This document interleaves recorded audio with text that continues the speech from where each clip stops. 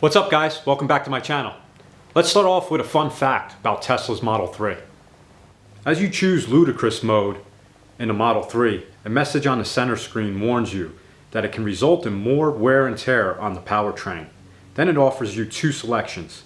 You can cancel out by choosing a message that reads, "No, I want my mommy," or you can accept it by choosing the message, "Yes, bring it on." I'm glad to see the developers at Tesla have a sense of humor. I don't think many people will be selecting the "no, I want my mommy" choice, but you never know. If I had ludicrous mode in my vehicle, that is the only way I would drive around. I'd be ludicrous mode everywhere. Today I want to talk about an interview I recently saw in the news with Bob Lutz and his thoughts on Tesla. And later in this video, I want to give you guys an update on some of the pending lawsuits that are against Tesla and Elon Musk. But let's get right into this video with Bob Lutz and see his negativity and his thoughts on Tesla. And Bob Lutz, if you don't know, he is a former CEO for GM. Check this out. I've been very consistent. For the last 2 or 3 years, I've been telling the Tesla fanatics, he's got to get his act together quick because global competition is coming. This Audi e-tron is not a big surprise. We've known it was coming for the last 2.5 years. Mercedes is going to have one. BMW. Porsche is going to have a 4-door sedan with a 300-mile range.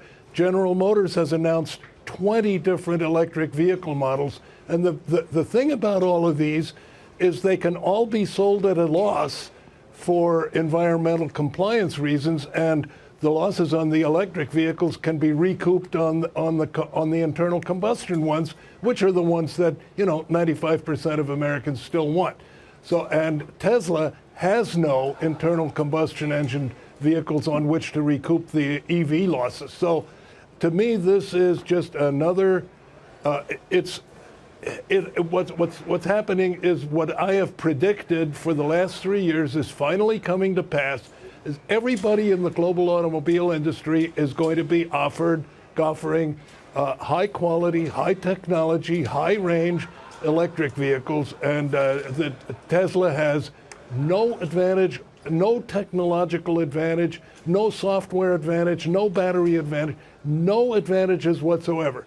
Plus, what wasn't mentioned is whether they increase Model 3 production or not, they're still hemorrhaging cash at a prodigious rate, and that's not going to stop. And as long as they are under federal government investigation, guess what? The SEC will not let them make a capital raise. So unless they've got some source of money somewhere, it's going to be a big problem. And I think the jaws are tightening, and I think in another year or two, we'll see a movie called Who Killed Tesla? A conspiracy movie starring Leonardo DiCaprio. Do you believe this? I can't believe I just saw this on the news. When I saw this, I was like, where do you find these people? This guy has no idea, no clue. No wonder he's a former CEO. Get with the program, man. Crazy, insane. You know what I think? Here's what I think. Can you stay categorical? You are fake news. Can you stay categorical? You are fake news. Thank you, Mr. President. I couldn't have said it better myself. You know what I mean? Incredible. Bob Lutz says that all manufacturers lose money making electric vehicles and that they recoup that money lost in sales of ICE vehicles, which 95% of the population wants. This is not true. Absolutely not true. Okay, not all companies obviously lose money making electric vehicles. I agree that ICE vehicle manufacturers lose money making electric vehicles, but the companies that are making strictly electric vehicles, they do not lose money. Like Tesla, for instance, they do not. Okay, so that's not true. And second, 95% of the population does not want ICE vehicles. They do not want overpriced, gas guzzling heaps of junk. They just don't. 99% of the market is ICE vehicles, so they have no other choice. All right, you sit down and you talk to anybody that's been in an EV, an electric vehicle, or a Tesla specifically. If they've been in one or driven one or own one, they will tell you hands down they will never go back to an ICE vehicle again if they have their choice. They just won't. So that's just not true at all. Bob Lutz he's crazy in my opinion. That's crazy. The biggest fake news I got out of this interview was that he said Tesla has no advantages at all. None. At all. Crazy. This guy's talking straight out of his rear end. Crazy. Listen to this one more time. Tesla has no advantage, no technological advantage, no software advantage, no battery advantage, no advantages whatsoever. I want to ask you, sir. I'm changing it from fake news, though. Doesn't that undermine? Very fake news. I know, but aren't you? Okay, I have to debunk this interview for you guys. I have to give you guys the facts because what's out there, the people, they're misleading. So let's start with the no technology advantage, which is complete BS. All right, let's start with Tesla and their autonomous driving. Okay, right now they have 6 billion miles of data, on the road data, logged, helping their technology advantage in autonomous driving. Okay, they are way ahead of anybody else in the market. The next closest, let's say their second competitor, is a company called Waymo. I don't know if you ever heard of them. Waymo, it's a Google Waymo, and they have around 6 million miles of data. Okay, so Tesla has 6 billion, which is about 1,000 times more data, on the road data, compared to its next competitor, second, 1,000 times. If that's not a technology advantage, I don't know what is. All right, they're just so far ahead, it's unreal. Okay, the next thing is, many people do not know this, but Tesla, they have around 750 approved patents. Okay, I'm not talking about just applications. They have more. More applications are out there that have not been approved, but right now they have 750 patents for vehicles. You name it. There's so many I can't even go through them all. But here's the website. You can check it out for yourself. It's IA right here. And there's just so many patents, it's unreal. Now what Tesla does is they open source it. So they're so far ahead of everybody. They do open source patents, which allows everybody to use their patents for free, no charge, so that they can catch up to Tesla. Again, if that's not an advantage, I don't know what is. Next thing, Bob says that there is no software advantage. Tesla has no software advantage at all. Well, if you watch my other video, you see that I just did a video where Tesla did an over-the-air update on its entire fleet because the stopping distance wasn't fast enough for the vehicle. Somebody brought it to Tesla's attention. So what they did is they wrote a program, they sent it out over the air, and the next day, without a recall, the problem was solved, fixed. An over-the-air update, which is software. Huge advantage. The next thing is Tesla also has vehicle security software, which I don't know of any other car companies that have this, and they just recently open sourced this also. So it's exactly what it sounds like. It's security so that your vehicle can't be hacked. It is a software vehicle security. Again, no other company I know has this, and they open sourced it to all other car manufacturers so they can jump on board and move forward.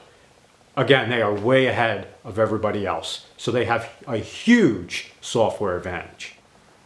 Finally, Bob Lutz, he says that Tesla has no battery advantage at all. Well, absolutely incorrect. First, they do. They have the Gigafactory. Everybody knows about the Gigafactory. They mass produce batteries for Tesla vehicles specifically, and they can do this for around half the price of what it would cost for another car manufacturer to get batteries from somebody. So they have a huge advantage right there alone. The next thing is Tesla also has battery technology patents and battery cooling patents. Okay, so again, you could check out the website. It's just IA patents and do a search through their almost 1,000 patents. It's an enormous amount. Those are just a couple that I saw on there. So I don't know what this guy is talking about, Bob Lutz, but he has no idea. He's completely wrong. These analysts and experts have no idea what they're talking about. They either have no idea what Tesla is and how the company works, or they do know and they're blatantly lying to the public to spread FUD, which is fear, uncertainty, and doubt about electric vehicles. These people like Bob Lutz are straight up telling lies to the public. Okay, what I'm doing is I'm giving you facts. So take this information, do your own research, and check it out. And you will see that these guys are just straight up lying. Now I want to give you guys some updates on pending lawsuits that are against Tesla and Elon Musk. Since the media doesn't want to cover anything positive about Tesla, I'm here to help spread the word. The first update is about a lawsuit which Nikola Motors brought against Tesla, suing for a patent design. Basically, they said that Tesla stole the design for their semi-truck and that they stole it from Nikola Motors. They are suing Tesla for $2 billion, and here are the trucks side by side. And yes, visually, there are some similarities, but it comes down to technology, okay? In 2018, this year, August 14th, Tesla was granted a patent for their semi-truck, okay? And here is the patent number, and you guys can check it out more on your own. But basically, what's going to happen with this case, it's basically going to be dropped because the U.S. Patent Office gave Tesla a patent on this design, which basically states that it was not a stolen patent. It's unique in its own way based on technology differences.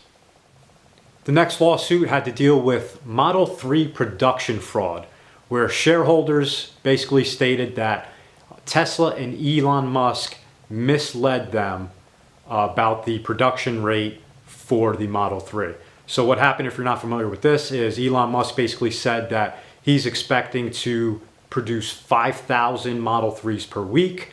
A few months ago, it didn't happen. Shareholders got upset, and therefore they sued Tesla and Elon Musk for misleading them.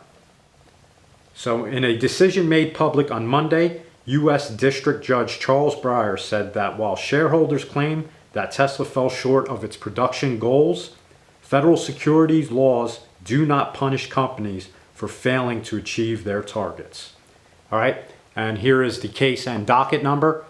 And all right, another win for Tesla. The final update is a securities investigation against Elon Musk. This has to deal with his August 7th tweet where he said he was thinking about taking Tesla private and funding was secured. Numerous short sellers got upset because they said they lost a ton of money and that there should be an investigation. And here's an update from one of the spokespersons from Tesla from September 18th. Last month, following Elon's announcement that he was considering taking the company private, Tesla received a voluntary request for documents from the DOJ and has been cooperative in responding to it. We have not received a subpoena, a request for testimony, or any other formal process. We respect the DOJ's desire to get information about this and believe that the matter should be quickly resolved as they review the information they have received. Now, there has not been anything formal towards Tesla. This is all an informal process. I think that Elon Musk is looking pretty good that there won't be anything coming out of this. Of course, he's not out of woodwork yet, but in my opinion, things are looking good. It's been almost 2 months since this tweet, and there's still nothing formal. So I think this will dissipate in the near future. All right, guys, I hope you enjoyed this. Remember, don't believe all the FUD, fake news, and naysayers against Tesla. What I bring to you is facts, and it's So true. So true. So true. So please leave a comment, let me know what you think, and subscribe. All right, guys, see you next time. Thanks.